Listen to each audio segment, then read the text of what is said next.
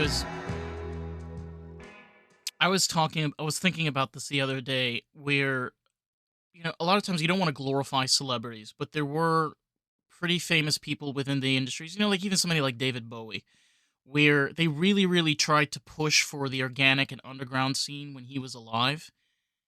And a lot of those people are dead, and it kind of sucks because it's kind of nice to have somebody around that actually supports those artists and creators. But now, like, it's a good thing that that algorithm is changing, but now you're kind of left on your own. You don't really have that outlet or network to lean on anymore because it no longer exists. So now you have to, like, work more Well, heavily on technology to figure out how to be not able to get it to work. not Hmm. so much so because I've come across plenty of platforms now that are helping indie creators just like come up with ideas and generate content based off of their own niches and things like that. So there are platforms out there to still get how to format your video properly so that it engages users. It's going away from, hey, I need to have a viral moment, to, hey, let's format your video in a way that's welcoming to everybody, that progresses kind of nicely so that it becomes something you want to watch as opposed to something that's just out there. And yeah, like, hey, I had this viral moment, so now I'm going to follow this guy and never watch a single part of his content ever again. But, Yeah, right? The vanity I know. metrics, it's getting away from that. It's And it's funny crazy. you mentioned like that indie push. Um, One of the future goals I want out of all of this is I want to own a media company purely to protect the creative. I want to make sure that I'm building it in a way that um, gives all of the people in my network the same viewership, like access to the viewership. Like, you know how these channels are going where you've got these bigger channels that, You look at movies like Shrek that came out in the year 2000, and it was just fantastic CGI, and you go even back like to Toy Story, which also incredible CGI for the time. But then you come to 2025, and then you got movies like Snow White. Um, Horrible CGI. And it's like you're going backwards. But I was like thinking of this as if you're a content creator and you're making films, wouldn't AI be the replacement for CGI? Isn't that sounds kind of realistic? Like you can have filmmakers use the AI instead of using CGI. Instead of like having this whole fear mongering of people like, oh my god, AI is going to destroy the film industry. It's like, wait, hang on a minute. Maybe AI is just going to replace CGI because we've already reached the point where I don't really think you can go any further with CGI yeah. anymore. Um, and there's going to be places for it to not be replaced either, right? Um, there's going to be a whole host of creative that are like, I still want that old feeling, I still want that old style, and it'll be made that way for a certain amount of time too, right? Those aren't gonna go like everybody thinks it's like tomorrow everything's gonna go away and completely change. It's like, no, it's gonna progress over years, and you're most likely not even gonna notice. But right now, the biggest constraint is the backlash on people. Because yeah, you're gonna lose your job. I'm not gonna. These millionaires and billionaires in Hollywood are going to lose their jobs and lose money like crazy because it's now affordable. One of the biggest stoppers to movies today and the crap we get today is the VFX. The VFX studios get slammed with requirements and edits that they need, and then are given next to no money for budgets. They're given next to no time to actually do the things that they want to do, and then Yeah. they're wondering why like the movie suffers. And it's like, well, you gave all this time to actually build out the movie and take all of these people and sorry, build out the script, build out the scenes, build out the actors, have them act. You spent all this time doing that, and then you slap on VFX for 2 weeks later and say, yeah, we have a good movie. And you're like, how are you not seeing that correlation?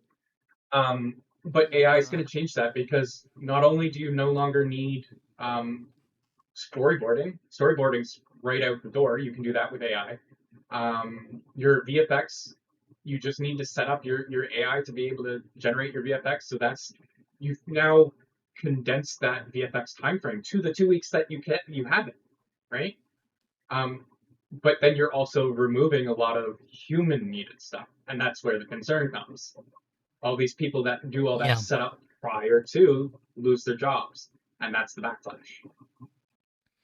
I think also what gets kind of lost in the weeds is this idea of even being able to use practical effects. Because you still have directors like Wes Anderson, Quentin Tarantino that still heavily rely on this. Now, you have that fear mongering again where it's like, well, AI is going to take away practical effects. I feel like it can give directors and executive producers the ability to almost be able to reach the levels of Stanley Kubrick. Because instead of being in Stanley Kubrick's head and figure out how he figured out all of this, you can be able to utilize those tools in order to literally put yourself in Stanley Kubrick's head.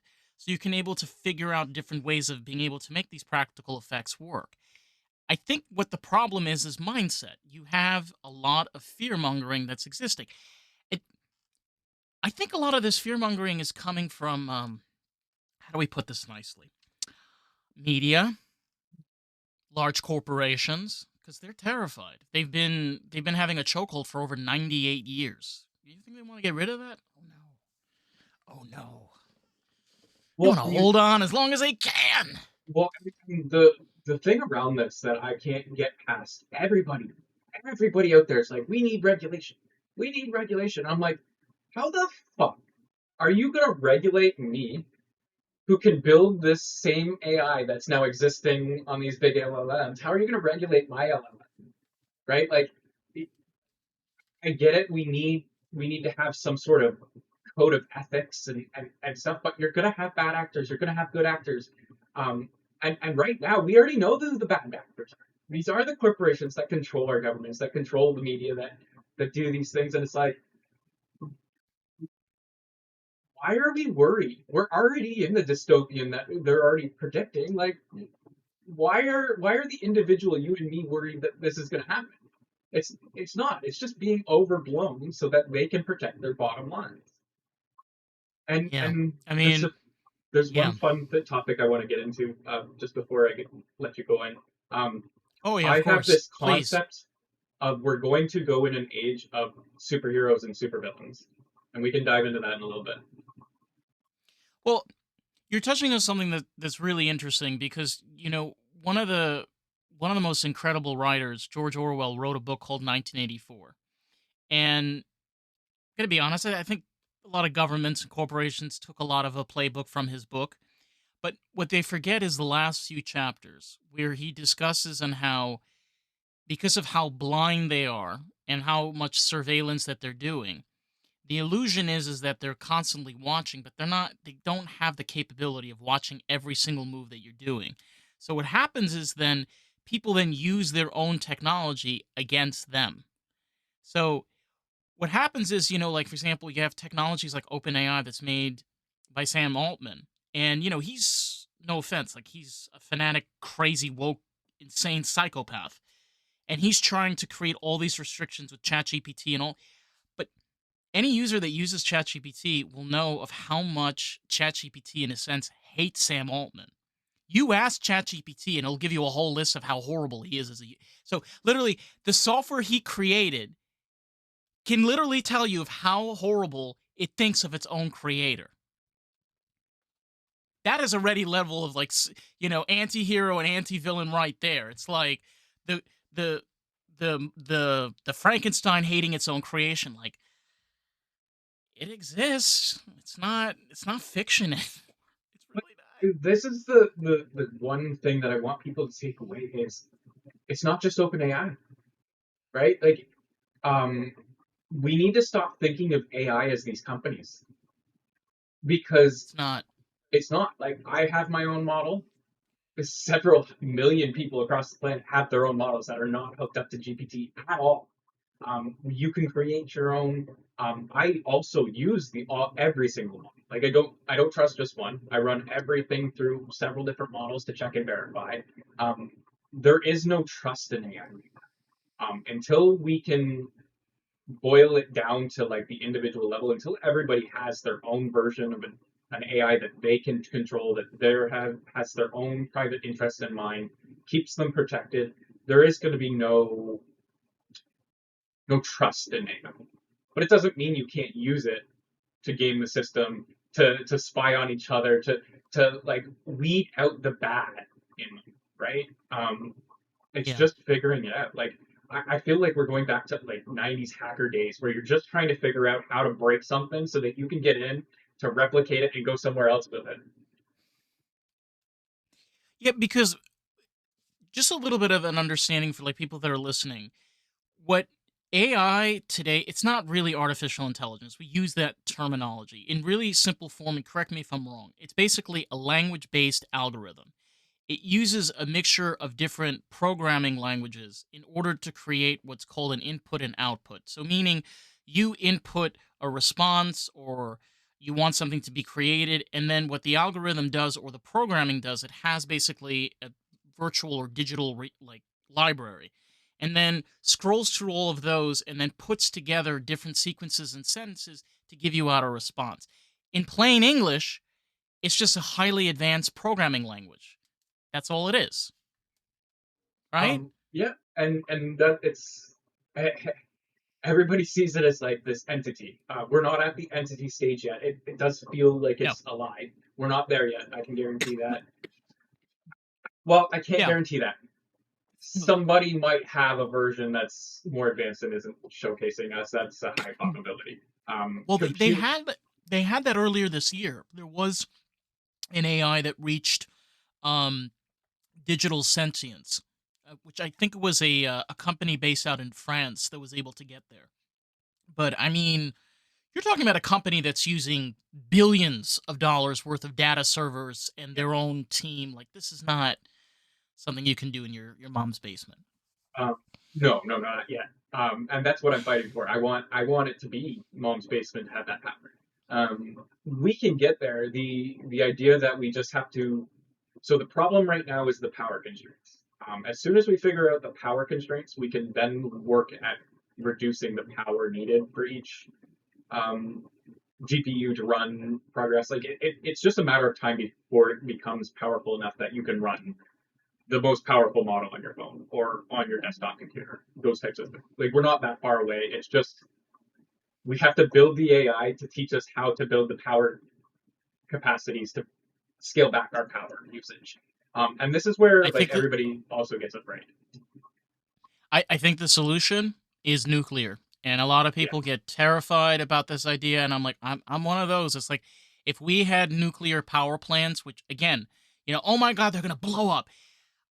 France has nuclear power plants across their country, and they're small. They're called stage 3 nuclear power plants. They're not large. They're today with advancement of safety. I promise you, you can do all this research. Like they are some of the most safest nuclear plants on the planet. Like they're not going to blow up any single time. But that's what they do. This insane fear mongering of like, well, we need wind power and we need coal and I'm like, you could literally build a nuclear plant. The thing will last thousands of years, and like you could power an entire country off of two of these plants. Yep. What the hell are we doing? The problem is that that whole nuclear arms race scare. And that's exactly what happened in Iran, like when the U.S. bombed. It's just a matter of like they're so afraid of anybody creating nuclear anything that they refuse to allow it to be built. There was a kid on Instagram who built his own fusion reactor in his kitchen, and I haven't heard from him since he built it.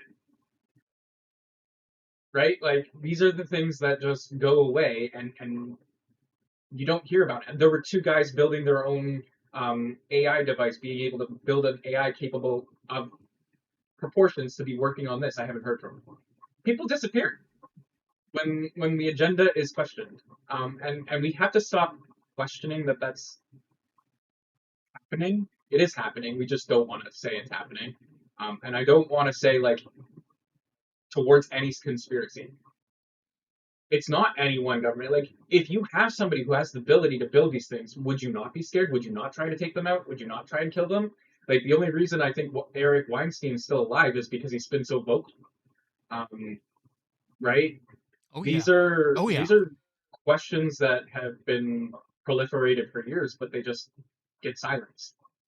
Now they can't be silenced, which is nice, and I'm interested to see where we go.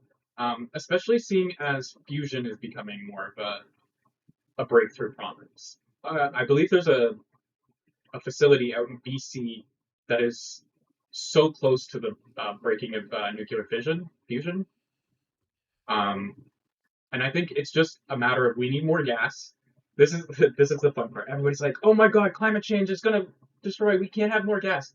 We need more gas so we can get to the point where we don't need more gas." It's not hard to see. I don't know why everybody's yelling No. at it.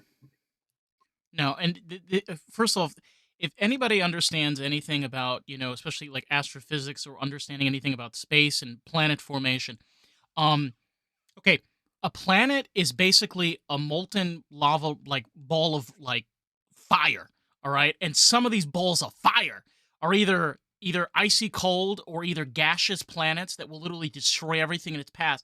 And then in some cases, these planets that are going around stars, they happen to create this greenhouse environment where they can trap gases and they can trap certain things in the atmosphere so you can be able to create organic life. This is just a normal fact of our universe. And this idea of like, yes, human beings have had an influence of climate change and all this. I 100% agree with that. However, our planet gives zero shits about human life. It will send you hurricanes. It will bring you tornadoes. It will bring you fires. It will explode volcanoes. It doesn't give a shit. It will raise its temperature and lower its temperature. That's just how Earth is. But this notion and idea of like, well, we can't do something because of climate change, or we have to limit things because of climate change, that in itself, I feel, is just such a wrong way of thinking because you're trying to manipulate a planet that's been around for 4 billion years. And we're on the second phase. This is Earth 2, not Earth 1. This is Earth 2. Like, Well, okay, good luck. so I'll go into this even deeper to the climate agenda. So our prime minister, our new prime minister, Mark Carney, fucking him, mainly because he's Trump 2.0. Like he's just a smarter version of Trump. Um, He's a dictator he, yeah, in some shapes or form. Yeah, I mean, yeah, he pushed himself really into becoming prime minister. Like that man he's got a dick so and, hard up his mouth. God, try to get that thing out. and I've got lots of things to say to him, but he has he's a book called Values, and it all talks about net zero, his climate agenda, and like how it's a value to us to prepare our generation, like the next generations for the Right. climate, and it's all about the Hmm. net zero. And I'm like, you know, net zero is bullshit because if you were actually funneling that money into climate change, we'd have no need for pipelines and gas. We'd have solar panels everywhere. We'd have all this technology that actually benefits and is clean all across our country, all across Canada. Hmm. Where is it? No, it's just going into this global fund that nobody knows where the money goes, how it gets spent, and nobody can Yeah. see why. No. And then everybody's No. like, And okay, we have climate change. How do we fix it? We fix it by building the shit that actually fixes the climate. I know. I know. And and you know what? Here's we were touching a little bit on conspiracies, right? And again, some of these conspiracies they're not really conspiracy theories. They're honestly like at this point already kind of truth. There are technologies where if you sit down some of the smartest people on the planet, they for the life of anything could not explain to you how these things work. One great example of these is nanoprocessing chips, the tiny little processing chips on computers. Nobody really knows how they work. No one really knows how to manufacture them. No one really knows how they're. The reason we know this is the only real place that manufactures them is Taiwan. And there's such a tight barrier on it. Like, you ask somebody, like, how do they make them? Well, somebody 15 years ago took the 500 buttons and played around with a bunch of the switches. And then, like, now it's kind of stay the way that it is. So whenever they have to move equipment, they have to make sure none of the buttons are changed in order for the chips to be made exactly the way so they actually work. Hang on a minute. You create a technology and you have no idea how it works or functions or operates or how to make it. But yet you put it in machinery and equipment every single day. That's a little weird. That's a little weird. We don't question a lot of things, to be honest with you, and Right. I worry a lot about that. One of the biggest piss offs of my government career is the line, "It's always been that way." It pisses me off to no end. I don't like to not know. Like, even if we make a strive to see if we can change it, and it says, "Hey, this is the best way," then that's great. But just to have that line, to tout that line, like that's not how you progress. That's not how you change. That's not how you learn. No.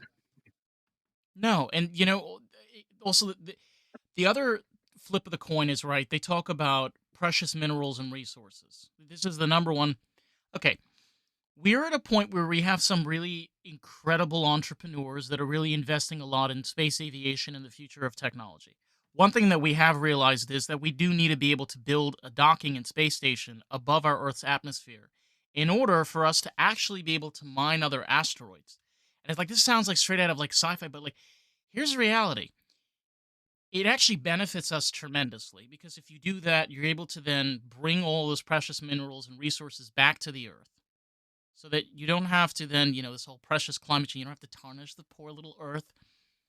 But is anybody really heavily investing in building that docking and space station except maybe like three or four people like Elon Musk? No, because they don't really see any benefit in that. And I'm like, okay, so you're trying to fix climate change, but yet you have a solution right here that's actually financially feasible. Like we could do this within 10, 15 years. But yet barely anybody has any interest in it. It's because right now the race is AI. So I've been watching a lot of Elon's uh, podcasts lately, and I watched that one with Peter Thiel, and I've Yeah. kind of come to the conclusion that Elon's still on his Mars mission. It's just AI has stopped him, like has momentarily taken his attention away because I think he realizes if he doesn't have his own AI, he can't truly create his own calling. Do you know what I mean? Yeah. Oh, yeah. Well, Yeah, because AI really fucked his plan up because he was really happy about what he was doing, and then AI came in and he's like, "Oh shit! If I leave, the AI is still based on whatever politics are based on this planet. So whatever I bring over to me is gonna be the same. I need to start fresh. I need my own." the issue also is, which nobody addresses, is the Val Allen radiation belt, which is the fact that even NASA can't explain this. Like, how are you going to have people survive leaving that radiation belt? You know, the thing is, I've done a little bit of research myself. Like, you even ask artificial intelligence, ask AI and whatever. Like, a lot of these platforms, like, how do you pass the Val Allen radiation belt? And you could go back and forth. And every single time it tells you statistically possible, a human's chance of passing that belt is like 5 to 10%. But So, so ah, I'm trying to put it in perspective. So right now, I would say we're at the point in space travel. Have you ever seen the original, not the original, the 2000s Star Trek with Archer?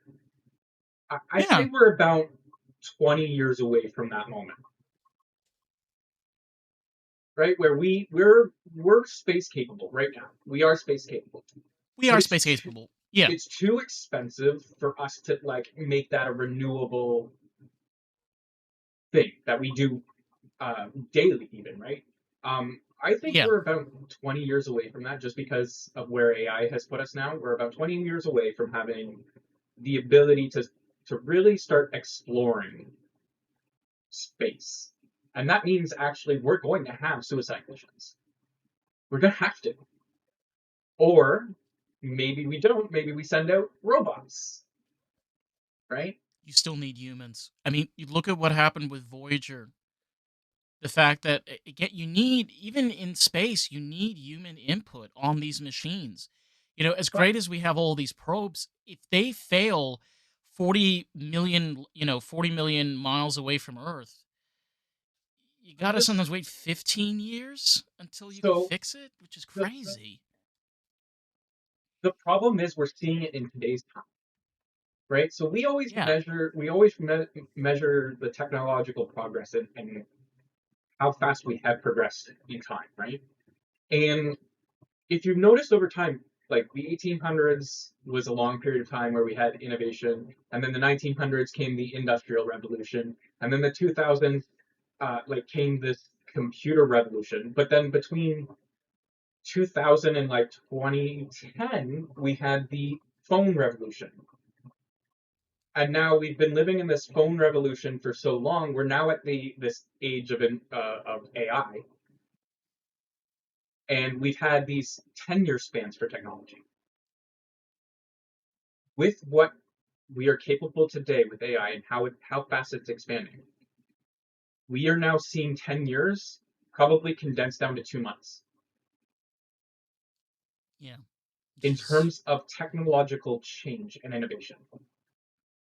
it's just So we can't crazy. even say that we won't have not thought of and progressed past these goals by that time. We can't even think of the technology we will build because we haven't even developed the people who are excited to build these new things. Like I put it in perspective of my excitement today because when I started my programming career at 16, I was so amazed of what video game I could create with just putting in some words into the computer.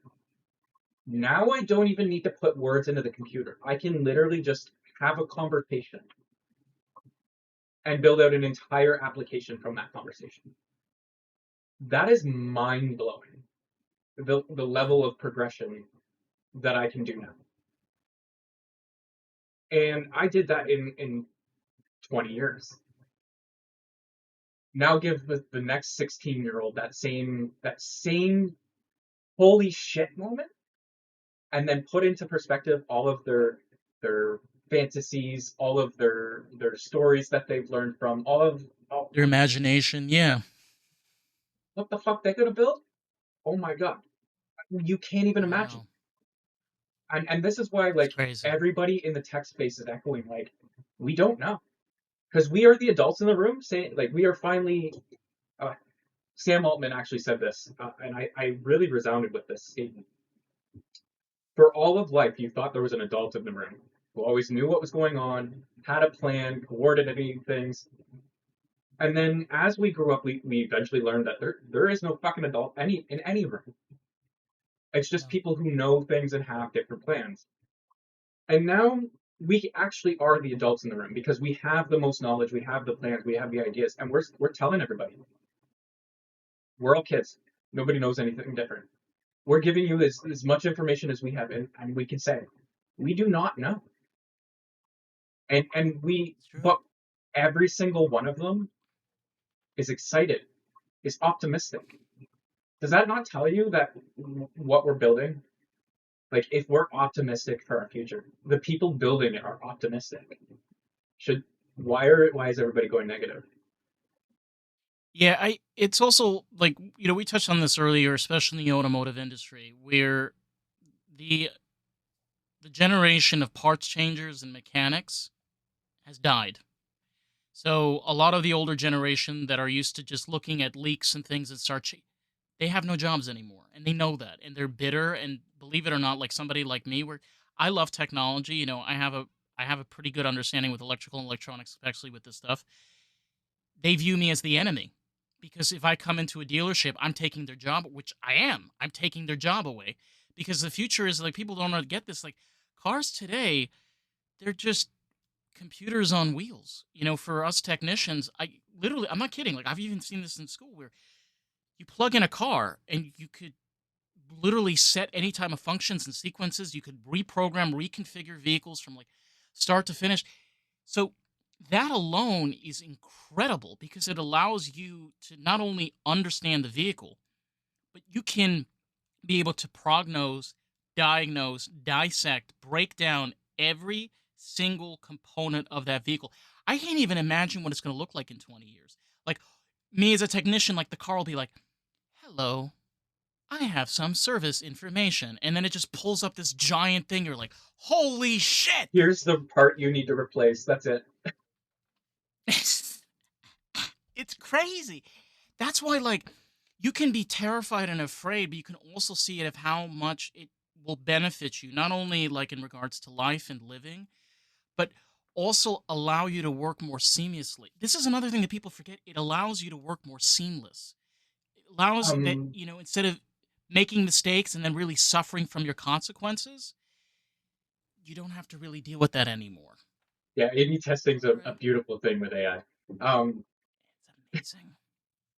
but I do want to give some hope because, like, if you think about it now, everybody knows they're going to lose their job. Start Yeah. looking for ways to not, like, I don't understand. Like, yeah, you're gonna go through a change. Find out what you love and get in it now. Well, you can. Like, Yeah. um, to echo to mechanics. Do you know how big the old car industry is going to get after this? After cars go autonomous and people just want to drive them around on their own accord, there's going to be a whole industry of that. You're going to need mechanics who understand the old combustion engines. Like, start building these businesses now because all you have to do, you have the knowledge. All you have to do is put in the time and energy right now. Well, the market is looking for options. Everybody's looking for what's going to be out there. All you have to say is, "This is the next thing. I'm going to go do it. I'm going to go build it." Um, this is where I don't understand the fears coming from. You can literally go to ChatGPT and say, "Here are all my skills. Can you come up with a job or a business that I can create out of this?" There's so many opportunities right this second to build a better life for yourself. I and that's what I want to like. That's what I try and convey to everybody. Now's the time. No. It's again, it comes down to this idea, and I realize this also, especially like being able to have a career where you have to be able to be progressive in your idea of thinking. Like, am I going to waste my time with General Motors or Ford or Stellantis? No. They're ruthless companies that give zero shits. They don't care about America. They don't give zero fucking shits about Canada. Should I invest my time in companies that are in Japan that heavily invest in technology, or companies that are in Germany that heavily or constantly putting more modules, more compute, and again, there's still that level of mechanic. Utilize your skills so that when time progresses and things change, that you'll be able to up to date your skills, be able to learn more, and be able to advance yourself. You're not one of those people with a picket sign outside of City Hall, homeless with no job. It's like common sense. It's like, well, I want to be a doctor. Specialize. Don't be a stupid PCP like every fucking idiot. It's like, be an oncologist, be a podiatrist. I promise you, these are industries that eventually, like, you need to have this. It's like mindset, people. Mindset. I feel like the last decade has been a real shift in mindset. Like, it's really been about pushing people down to think they're not capable of things. The, the one biggest insight that I've learned. So to give a little context, I quit my job, everything, to start my small business, my content creation, everything. I've just like up and quit. I was like, I'm done. I had no plan. I'm running. I'm doing great things, but like, it's not a great place to start from. And if you have a job you hate, you have all the time in the world to be figuring out what you enjoy, right? Waste company time. That's going to sound bad. Waste company time, but figure out what you like and then build a business around it and look at the industry. Like, you could literally type into chat gpt, here's an industry I want to build, where does it best work, and then move there. Like, I moved from Ontario to Newfoundland, and I have so much more opportunity because small businesses out here don't have websites, they don't have technology, and they can benefit from me. So you can also move to areas where you can get benefit. Like, it's And all also about Newfoundland. mindset and learning that you're capable of more than you think you are. Yeah. No, and honestly, what you touched on is really true, and like people don't even think about this, right? Like places like Newfoundland is so close to the United States.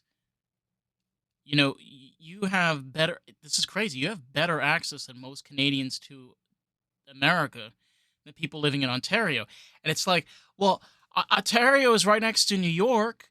I'm like, you cross the border, you're in fucking Buffalo and Niagara Falls, New York. Some of the most poorest, impoverished areas in the United States. Whereas where you live, it's like you're right smack dab in like Northeast proper. Like, you know, being able to, again, we're talking about being able to work virtually where you're giving yourself the opportunity to be able to be successful, you know, and this applies anyway. You don't have to be in a small place. You know, you could be in, for example, a big city, but like, again, think about the skills and the things. And I'll give you a great example.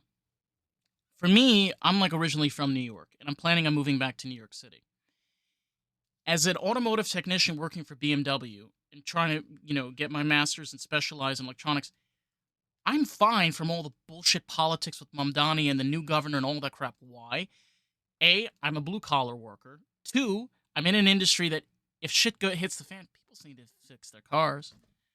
You know, that right? That's the point. You have to be able to figure out exactly like where to put yourself where you don't fuck yourself over in the next 5 or 6 years, or maybe even the next year. Because you can easily fuck yourself over very quickly, and you don't even realize it.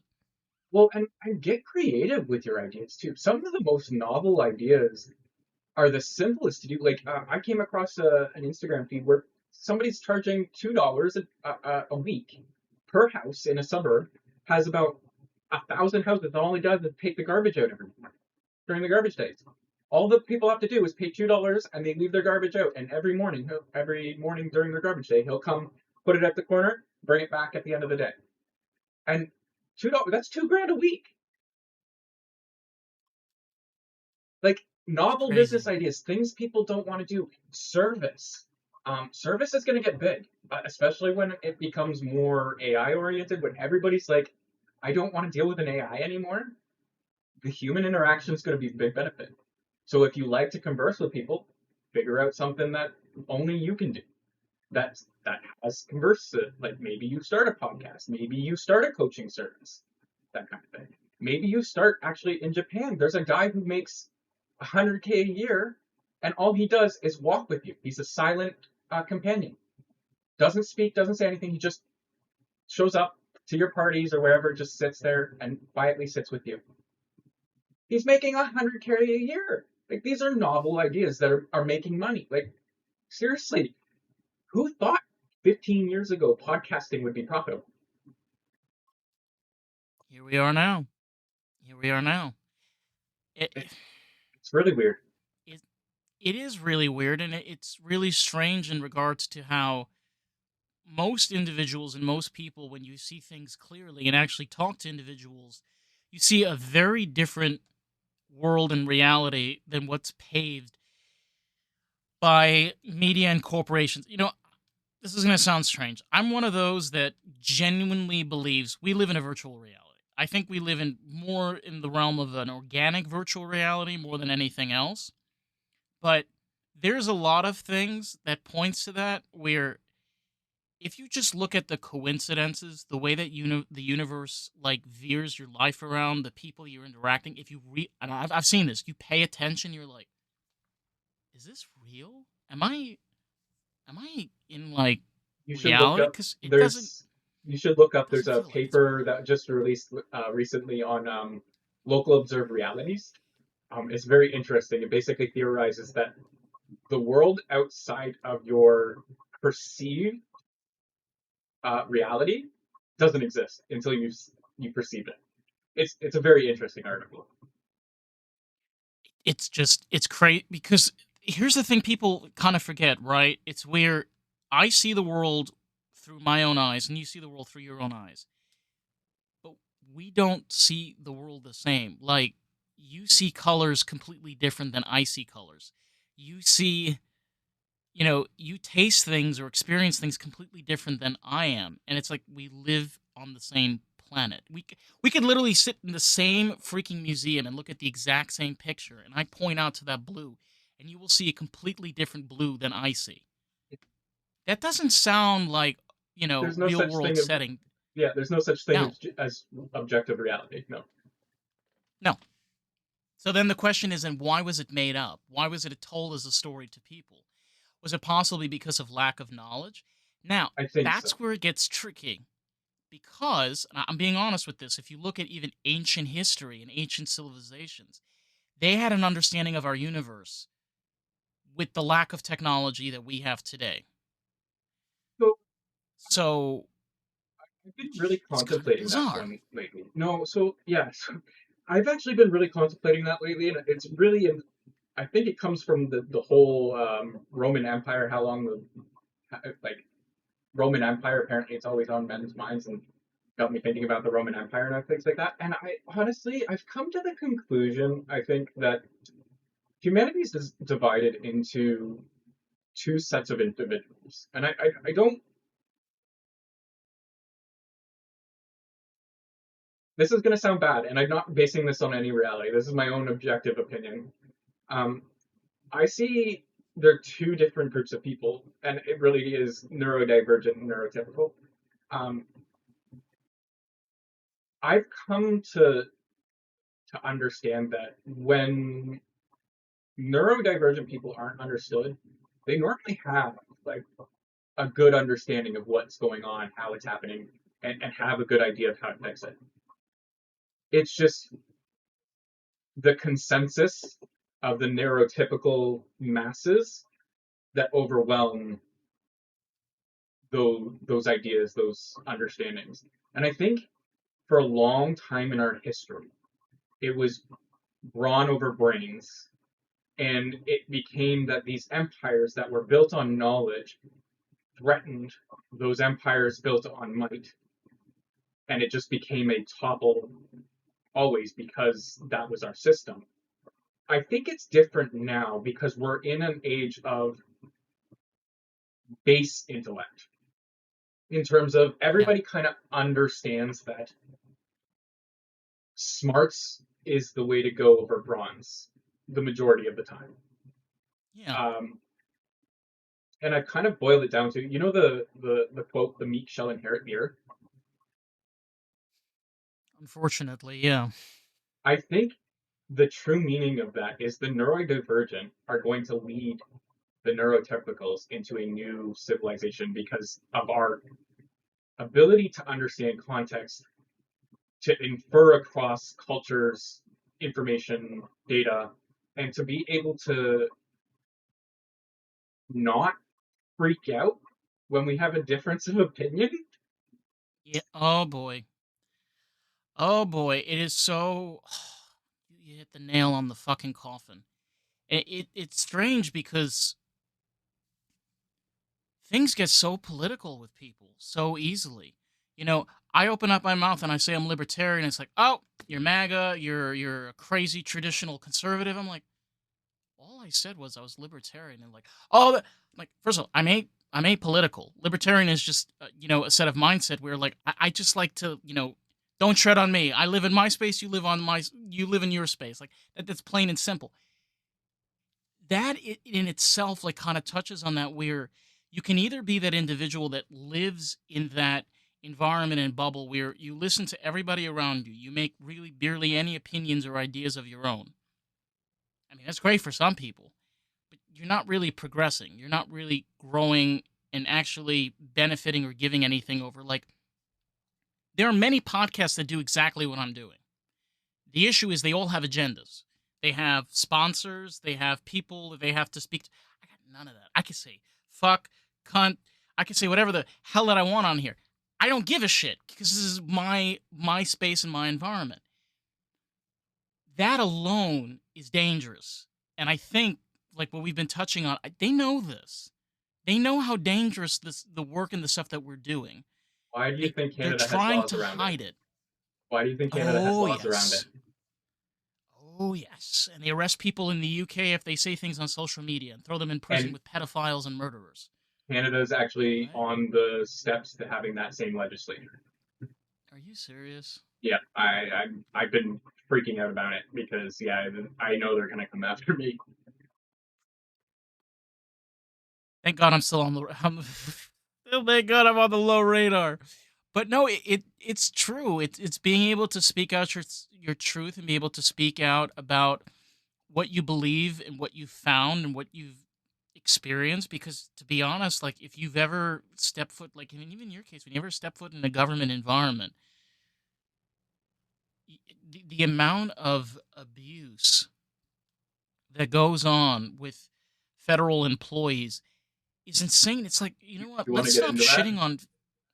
Yeah, I'm like, stop shitting on fucking federal employees. Like, these are hardworking individuals. Some of them are just trying to get by. And it's like, you So can't blame them for all your problems. so there's two problems with that. So my experience in the government was very eye opening because I learned that you can't fix anything in the government inside the government. No. It's physically structured so you cannot fix anything. Um, on top of that, when I hate on the government workers, because I do, I kind of see some of them as I kind of see government paychecks as kind of like a UBI because you just have to Yeah. show up. You don't actually have to do work to get the money. Yeah. And that was my experience. A big majority of government workers just sit there, collect their paycheck. I can still remember the of solitaire every day across somebody's desktop in a cubicle. Like there are workers who sit there and do nothing and collect the paycheck. 100%. Yeah. 100%. Yes. There are a vast majority of workers trying to change the system and make it better. But you know where it fails? We hire consultants at high rates to do the work that they can't do because we have people sitting there doing nothing, and we have like barriers in place that don't move because nobody's willing to push the system. So we hire consulting firms that cost us billions and give us millions in return. Yeah, billions to millions. Then we, on top of that, have people at the top. Like we have structures where anybody in power that can actually change things are set in positions where they can be fireable. Um, yeah, so they could just lose everything. And then on top of that, you have so many levels of approval that by the time you've submitted something, it's 6 months to a year before you've been approved. And this Hmm. could be for an application that we had an application needed for COVID. We needed to develop in 4 months, and we're like, okay, well, we have to get through the approval process. It's going to take us 6 months just to get through that. They had to write a special letter to our prime minister or to our premier to get them to sign off on it to segregate our process just to be able to do that, to be able to hit a timeline. Well, why can't we just have a process that allows us to hit that timeline? Because they don't want it. Because they're spending Yeah. money in ways. And on top of that, people higher up have positions in these governments. So to give a little bit more context, 2 years I was working from home during COVID. We were told over those 2 years it was the most productive we have ever been as a service to the Ontario people. And then year three came and they're like, well, we need you in the office. And we're like, well, why are we going back in the office? They're like, well, you're more productive in the government and in the office. And we're like, you just told us the last 2 years we're the most productive we have been. And then only to find out that the government pays for 100-year leases on buildings. And they had just renewed that lease before COVID happened. So they needed to justify why they had a 100-year lease, It's right? These are the crazy. stupidities that go on in our government. And this is why Doge came in and said, like, hey, like, we're going to wreck shit because it needs to be dismantled. It needs to be looked at in a fine tooth comb and say, this is fucking nuts. Let's fix it. But we refuse to No. do that. We just build more. We build more. thinking it's going to fix it instead of just actually looking at the problem and fixing it. The other issue also is that, like, touching here in the United States, and again also like going into New York, it's gotten so bad that it's in your face to the point where, again, I know this is a very touchy topic for a lot of people, but the whole mayoral election that's going on in New York City sounds like it's straight out of an Adam Sandler movie. Okay, I mean, you have, no offense, you have a man that has never really handled a government position before in his life, and he's about to become the next mayor of New York City, one of the largest, most influential cities in the United States. How the hell can you have somebody like that handle over 8 million people? It's like easy. What? 2016, Hmm? same thing. Trump, 2016, same thing. Same thing.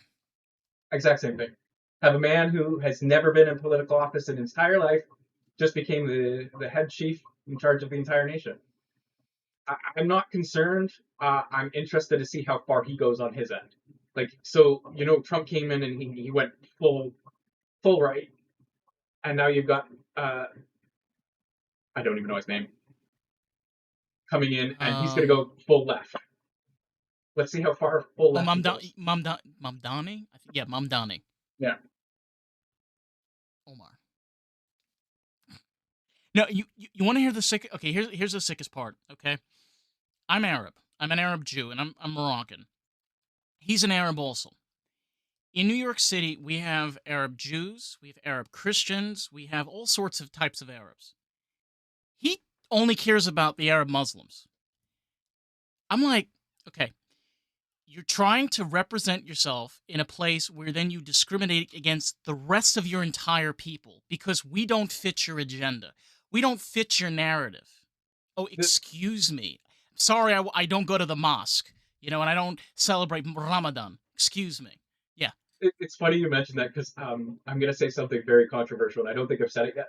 I've been trying to like work this in, and I'm debating on creating a whole video around it. But my idea, I have a very firm stance on organized religion is the root of all evil.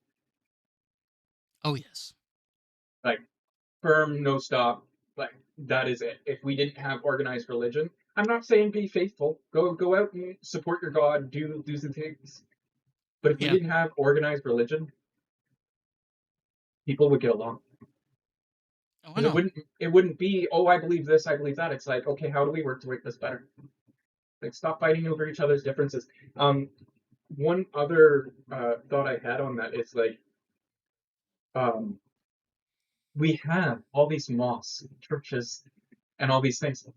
Why aren't they the default soup kitchens and homeless shelters and like they get all these tax breaks and benefits for helping society.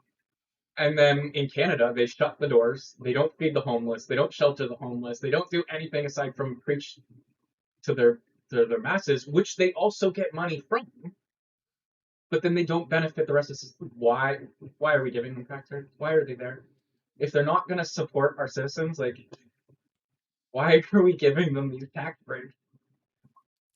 I what you're touching on is actually very true, and for me personally, like, I grew up in an Orthodox Jewish community that was a cult. It still is a cult to this day, and it's the prime example. They abuse the living crap out of the government. They lie about getting Section 8. They control the courts. They know who the judges are. They make sure to get them elected. They pay police officers under the table so they get a separate salary from the community to shove things away. And they get away with all of this stuff. And what happens, especially like places in New York, they make sure that whoever gets elected benefits them, because they're entitled. You know, poor things. My heart goes out. You had the Holocaust, you had the Spanish Inquisition, you had all of this.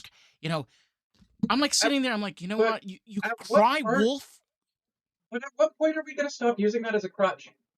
I know, I know, I know. It's crazy. It's like, how many Like excuses of the I past get can it. you possibly use? I get it. We need to understand that our past happened. One of my I just don't understand why it becomes this needed thing to say all the time. Yeah, we like this is gonna sound bad. I don't mean This it in an- a and this and bad way. this anti-Semit. By the way, this anti-Semitism narrative, I want to tell you, is like the biggest bullshit crap I've ever heard of in my entire life. I'm just gonna throw it out Like right there. you guys, Biggest I crap, understand biggest lie. your grandparents and your great grandparents suffered. I get that, but why do you Yeah, get to benefit from it? What right. like we had your chance. Like we had your grandparents did benefit from it. They any of them that survived got affordable housing, got education, got to do whatever, live a great life. They got afforded that. So why are you still getting the benefits? Why do you still get to use that card? I know. I know. And it comes. It's It's not just Jewish community. It's every community. no. Why do you get to use the card? Like I was bullied as a kid. I'm a geek, and like I don't use that as a crutch. Like oh, I was bullied all my life, so this is what I do. No, like No. who gives a shit? I'm this person. Like I am the person that's gonna talk back to you because I think I have my own ideas and I think they oppose yours. Am I going to disrespect you because of them? No. Am I going to push back on them? Probably. But that doesn't mean I hate you. It doesn't mean I'm going to like do something nefarious against you. It's like it takes a lot for me to hate you. And yet when it comes to religion or color, it takes a drop of a fucking stick or a dime to throw in those cards, those victims. It's basically a playing of the cards because this idea of, you know, prime example, right? I'm African. And you have people that walk around, for example, a lot of black Americans, which most of their ancestry and history is from the Caribbean, or many of them are not even from Africa. They're from other parts of the world. And, I open up my mouth and I'm say I'm African American. They're like, well, you're not black. And I'm like, I'm actually from the freaking continent. Your family is from Haiti. Okay. And it's been in Haiti for probably hundreds of years. Like, don't use this whole color and race crap to justify your thinking. We're all in this together. It's like regardless if you're white, it's regardless if you're Asian, it's like disrespecting somebody, and I'm gonna say this straight up, disrespecting somebody just because they're white is just so horrible. It's like, well, It's the you have same white thing privilege. it's the same thing that they've Ridiculous. been. I get it to a certain extent because like there was a period after I was bullied where I did bully, right? Because you feel like you've gone through it, like somebody else has to go through this. Like I really feel I get that, but you do need to rise above it. Like do need to understand that like you're setting yourself up for failure if you keep on thinking that way. Like if you are honestly thinking that every white man is out to like lynch your ass, It's not true. you're not going to go very far. And like I swear to God, I don't give a shit who you look like or what you look like. I don't like people. I get uncomfortable with everybody. So I've actually had people on the street like I used to be very uncomfortable. Like I really used to hate being perceived. Actually, I still hate being perceived. I hate being on video. It's really strange what I do, but I hate being on video. Um, but I had when I was younger walked down the street and I was just like, oh, somebody's coming towards me. Didn't even notice who they were, and I just like I crossed the street and I got bitched at because it happened to be a black dude, and he's just like, oh yeah, man, walking across the street because you're afraid of me. And I'm like, I don't even know who the fuck you are, man. I don't like I'm people. I just get afraid of crossing the street. everybody. Like I'm just crossing the street, and it's like, are you? Is every? If you think everybody's out to get you, then everybody's out to get you. Like it's all in your own head. And I getting know. out of that mentality will take you places. Like have a conversation with me, and I guarantee you, it's not going to go anywhere in terms of race. It's going to be like, hey, what anime do you watch? What's your deepest regret? What's your deepest desire? Where do you think we'll be in 10 years? What invention do you want to have on this planet? Like have these conversations with people. We're not going to bite. No. The issue is that we forget that in instead of being able to sit by the table and be able to hold hand in hand and realize that a lot of the differences that we have between us are very minor.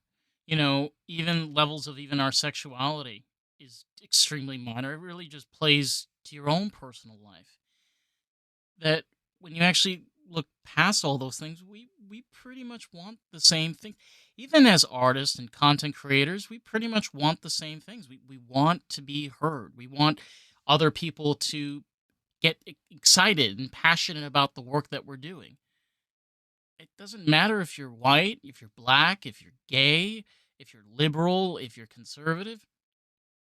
It doesn't really change anything. It doesn't really benefit in any way. That's you personally. I That's mean, your, you're limiting your prospects if you're limiting to you like know. race. Like so, I'm a small business owner, and my team doesn't live in Canada. Like I have resources in London and the US. Like even in terms of friends, like you're limiting yourself to such a tiny pool. There's so many people out there that build you up and help you out, and if you're stuck in this little pool, you're not going to find them. No. No. And for example, for me, two of my best friends, they're liberals, and they're very much on the LGBTQ train, and I don't give a shit. They're two of the most wonderful people that I've known for many, many years. Do we disagree on a lot of things? Yes. Does that give you an excuse not to benefit and enjoy being around people that are different than you know what? You know what it is, the thing I've learned, especially leaving the cult? If you spend your time with like-minded people constantly, you never really progress anywhere in life because how are you supposed to think differently? They don't want us to. That's the whole thing. They don't want us thinking differently. That's the whole reason these algorithms are set up. The good part is they're changing. Hopefully faster than they are. Hopefully faster because it feels like it's really slow. I I I hate to say there's something going on. There's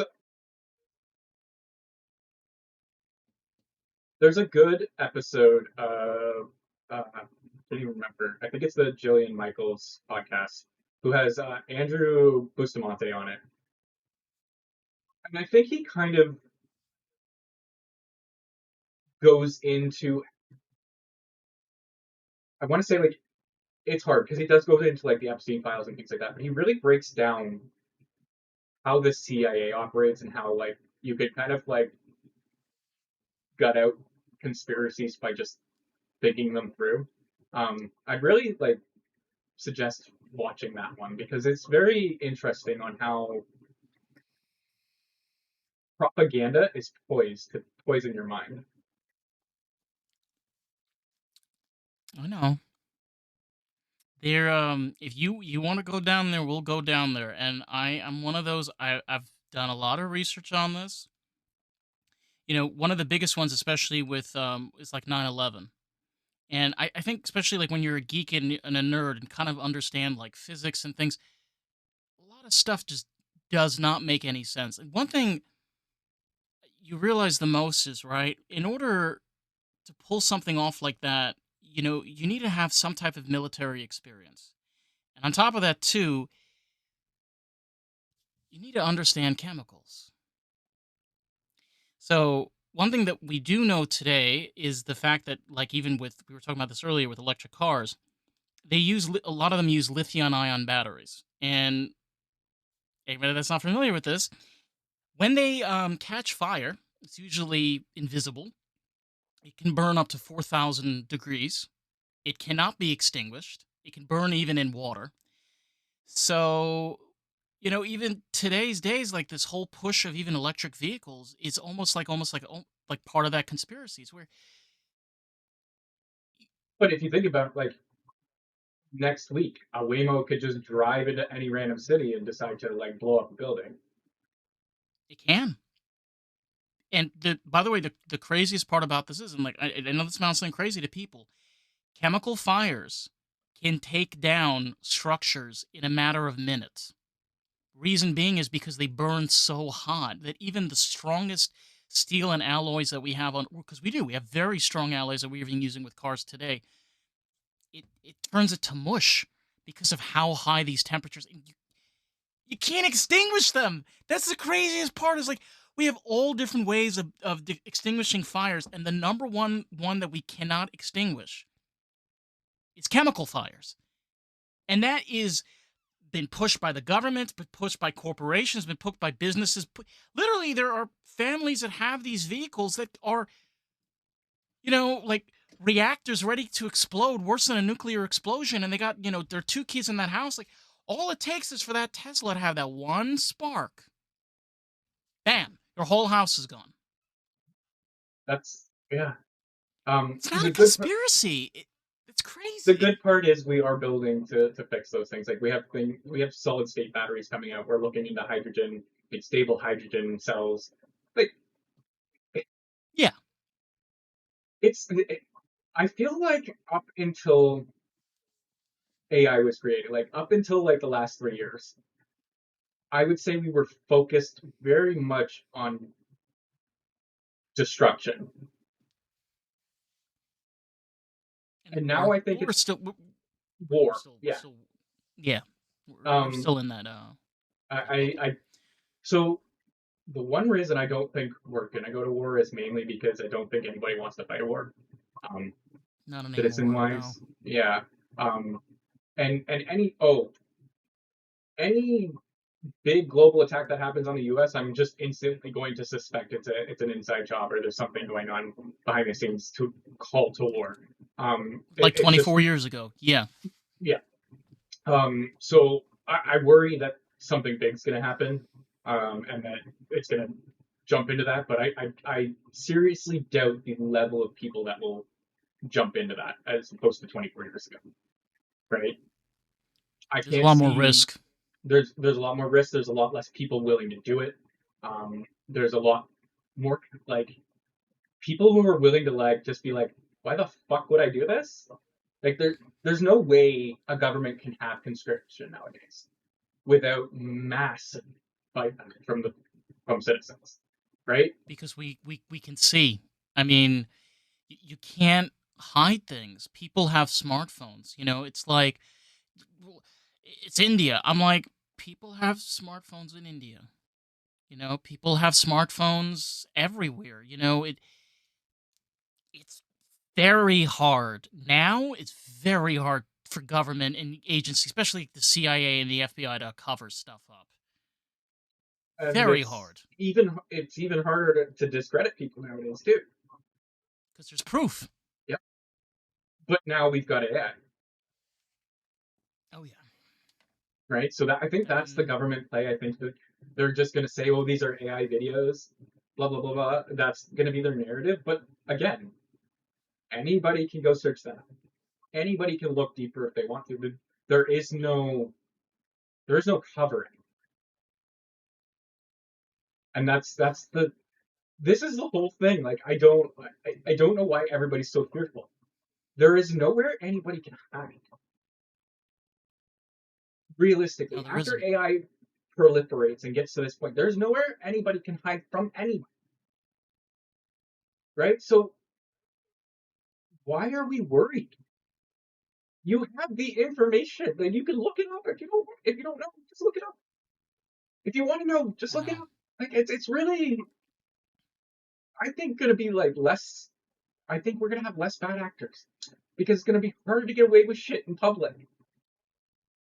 Um, Yeah, I mean, but that kind of goes to my superhero supervillain era that I think we're gonna get into. especially crazy. Oh, oh. No, and it's one of the saddest things that, and it's not sad. I think it's honestly been a very important thing that has happened recently is the change that's been going on in the medical industry. We're now seeing more and more, and again, there are plenty of doctors that are in the cancer sector that are doing a lot of great work. I'm not going to give them discredit, but we now know a lot of the cancer and the treatments. It's all a scam. They're all trying to make money off of people. In many cases, there's been cases where doctors have lied and purposely put patients on chemotherapy when they didn't even have cancer to begin with. That's all shifting, and eventually we'll probably be entering a world where people will probably have less cancer, better treatments and plans because you'd be surprised of I've seen this on TikTok in many videos where there are people they're refusing chemo. They're just flat out. They're nope, nope, not doing it. Nope. Got a second opinion, figured out a different treatment plan. They went into remission and they're doing great. They we will have cures for a lot of diseases very fast, um, which is very much scaring the pharmaceutical industry. Um, but it's we've now again we've democratized intelligence. We've brought it down to a level where if you need it, you can add a couple thousand IQ points to your brain to build something up, to think through something, to build. I'm very forefront in technology and medical breakthroughs. We are so close to solving cancer. It is ridiculous. Like I wouldn't be surprised if there are trials on humans in the next year for brand new revolutionary cancer for like killing, killing, not just putting it away. It will get rid of it in the next year. Yeah. A lot of it's thanks to CRISPR and technologies with stem cell research, But which, like, imagine that again, to like every you said, industry, do your right? research. Mhm. That's the it gets a bad rap because a lot of YouTubers did this in malicious. But yeah, like look into the shit I'm talking about. I'm not lying. You can look all this stuff up. No. Anybody Yeah. and anybody who tells you this information, especially like podcasters, go look it up. Go look. Like, it's out there. You could literally just say, "Hey, AI, take this transcript from this YouTube and go look up the valid verify all these points." That's how easy it is to look up information. Like I know. it used to be you had to go do hours and hours of research, and I used to do that. I used to do hours and hours of research to figure out what the fuck was going on. And now I can literally just tell my few AIs, hey, like, I heard this based off of these sources. Can you go find out if these are true? And I do that on five different LLMs, and they each come back with a different solution, and then I come back and I just go verify all these, and Yeah. that's it. Like I've condensed my hours and hours of research into 5 minutes, and I know what's true. What getting a little geeky over here. Like even for example, we're touching on Star Trek. You know, obviously Gene Roddenberry was a little bit of ahead of its time, and probably Star Trek is not as realistic as we hope it to be. But one idea which is interesting is this: like, how on earth do you pull this idea of building these insane spacecrafts that are able to whisk through light years in space? I think one of the solutions, and you can kind of see that even in the early seasons, I get it's from the 60s and it's a little hard to watch, especially they have carpet, flooring, in space.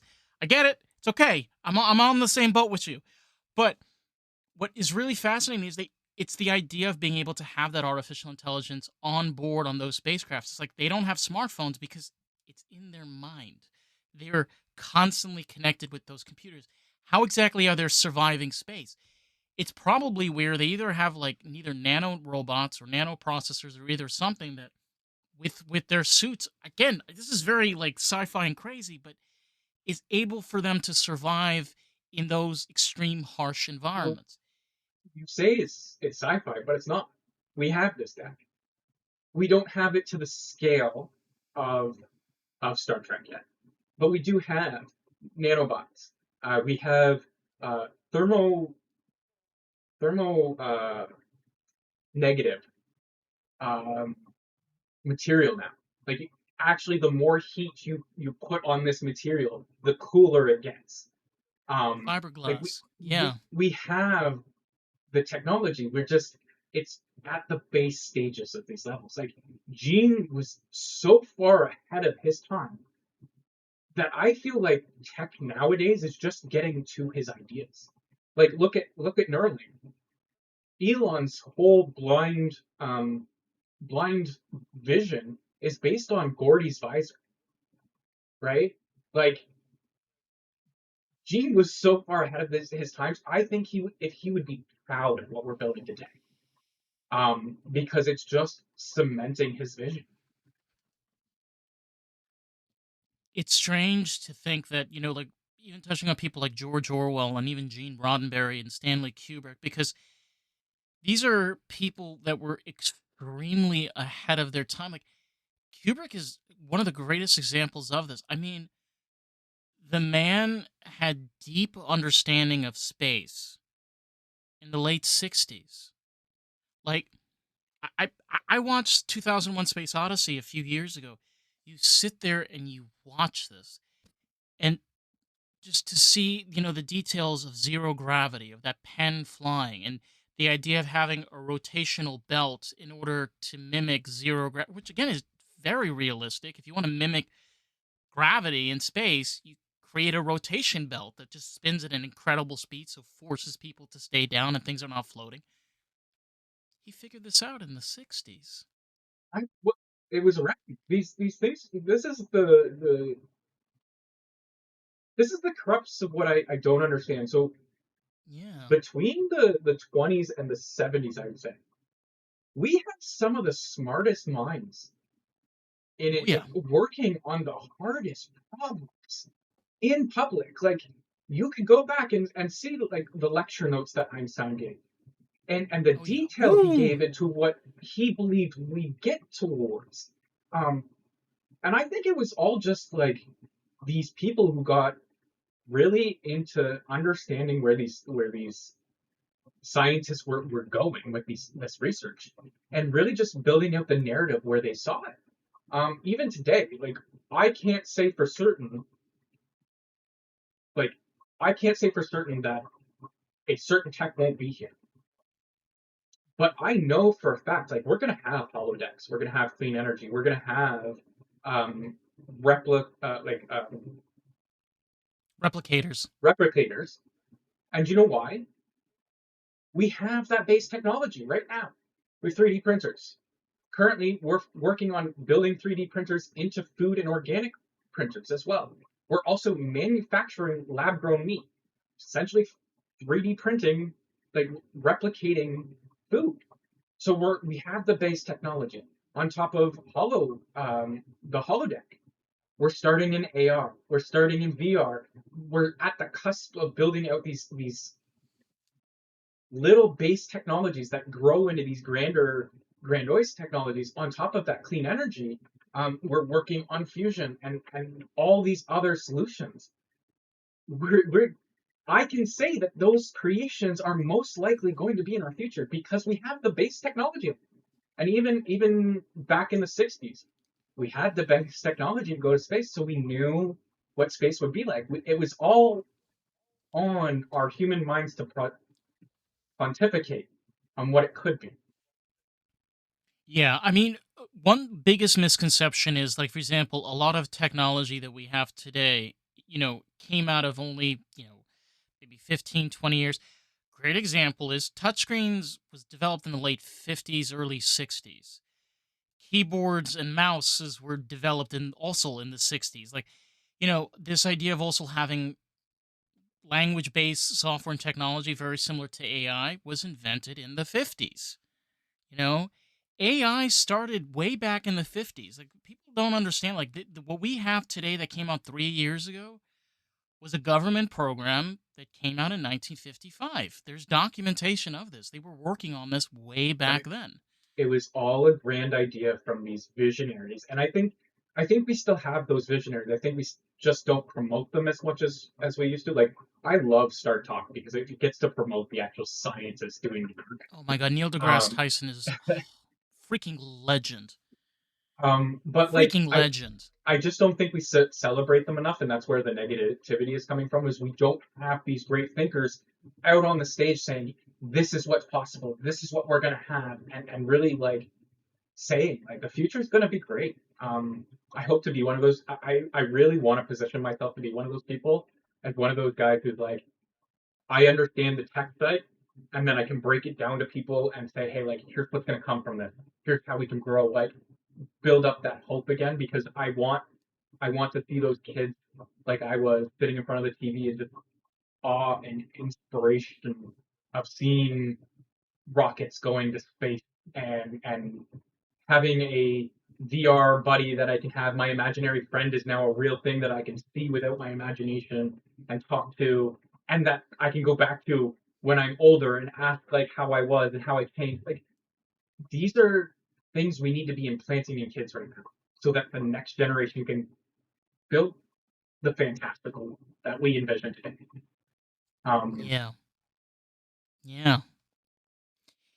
I want to end off with this is this idea of the blame of the next generation. There's always been the blaming of the next generation that they're too stupid, that they have all of these issues and these problems.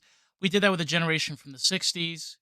They eventually turned out into the baby boomers, the ones that have basically been manipulating and controlling our planet for the past 40 or 50 years. Each younger generation brings something new to the table. I'm not blaming boomers, but what boomers brought to the table was the advancement of industrialization, of is diminishing a human being down to a machine so perfectly. You create 9 to 5s, you create these. Is it awful and terrible? Yes. But then the next generation will come along and have a completely new, different structure in order to combat this. So instead of them being in that philosophy of the 9 to 5 and treating people like machines, it might be that seamless integration with machines. So people can feel more human instead of feeling lost and disgusting about themselves that they're just sitting in front of the computer. Hi, they're on their phone and they're to more of like you said to an environment of where you can be working in these positions where you can be either interacting with AI or software, be able to really hone into your skills more effectively. We have to stop blaming the younger generations. Yes, sometimes they bring us wreck and havoc, but sometimes they really do bring a lot of advancements. Like the generation before the boomers. The generation before the boomers, they they changed our world. They allowed people that were starving and could barely get by to actually be able to survive. we have this planet of abundance. We just need to start treating it like such. Yeah, you got to start somewhere. You got to start somewhere. Ah, Cody, I have to say, man, like we covered a lot of conspiracies and a lot of stuff. Like we nerded out and geeked out for a good hour, and I mean, come on, it's always good to get a little nerdy, a little time in there. Um, I know that you have your website, you have your company, you got social media as well. Where can these wonderful people find you? Literally anywhere you can search up the Weird Canadian, you will find me. It's great that I grabbed that title because you could literally find me. I'm the first search result when you search in the Weird Canadian. Um, and yeah, like if you are looking for somebody to retrofit your business to a solution that you need, not one that comes out of the box, hit me up. Website, application, or even just a business strategy. Let me know. And yeah, just think. I want to leave people, everybody, wondering or with this thought. We have spent the past 20 years trying to conform. Um, the 90s were us trying not to conform. I don't know what happened those days, but uniformity is what kills us, and you just gotta stay weird. You gotta stay weird. No, and you know what? We gotta be able to, and this is something I really try to utilize very heavily. Having people such as yourself on really opens up the doors where we're not alone in this. We have people that have better understanding of these technologies. For example, yourself being able to start your career even as young as 16. That's really honed into these things that can really benefit for those people that are, unfamiliar. You have those independent businesses that are trying to get their roots and figure out on how to get these things done, and you have a solution. You know, it is the Weird Canadian. And you do services for people outside of Canada. You're not limited Oh to yeah. just.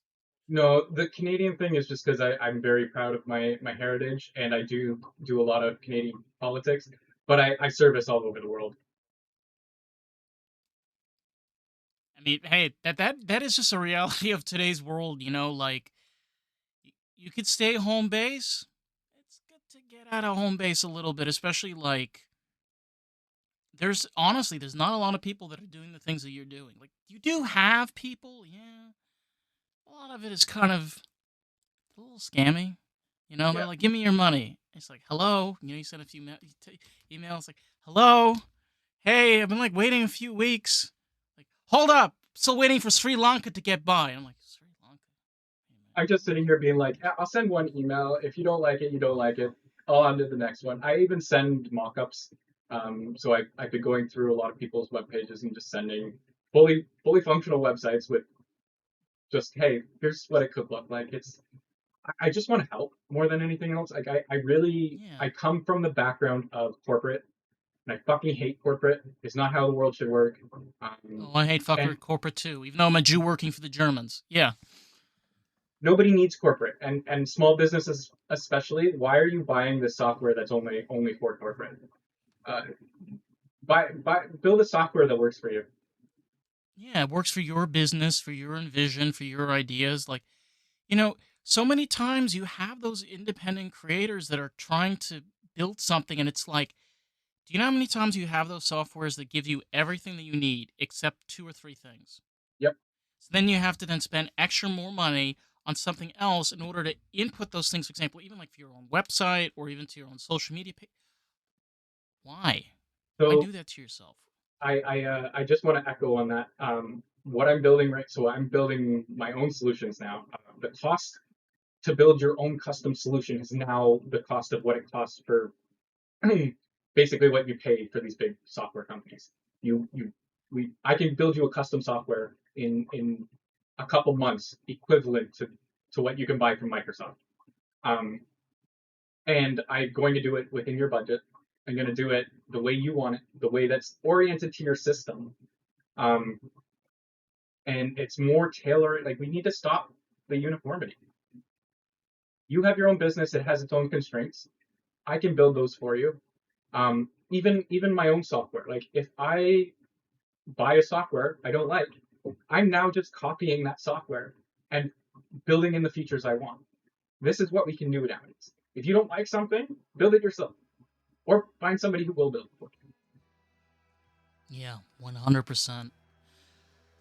Man, Cody, oh my God, you've left us with so much things to cover, and I'm serious. Anybody out there, if you're looking for serious business solutions, you're an independent content creator or looking for just a new way to stop struggling, Cody's your guy. I'm gonna leave all the links and everything below to be able to find it. You have your social media as just the same name across the board. Weird Yep. Canadian, not hard to find. Just do a little typing, won't kill you. Take Well, you a little even bit of talk to time. it. I even have it set up so that if you talk into an LLM, it'll come out. See? Making life easier for you people. I promise you.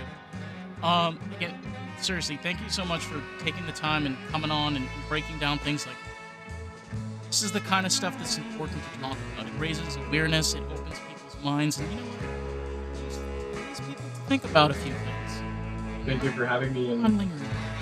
I'll be happy to come back if you ever want to discuss anything more. Yes. Get into more conspiracies.